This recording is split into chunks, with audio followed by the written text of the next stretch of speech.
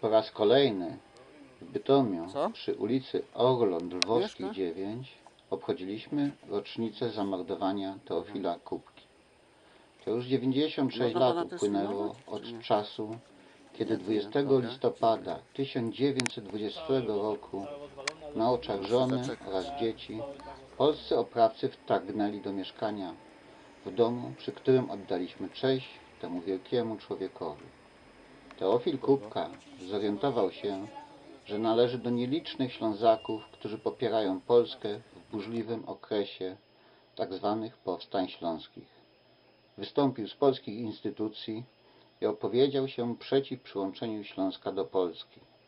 Wówczas to zlecono jego zamordowanie.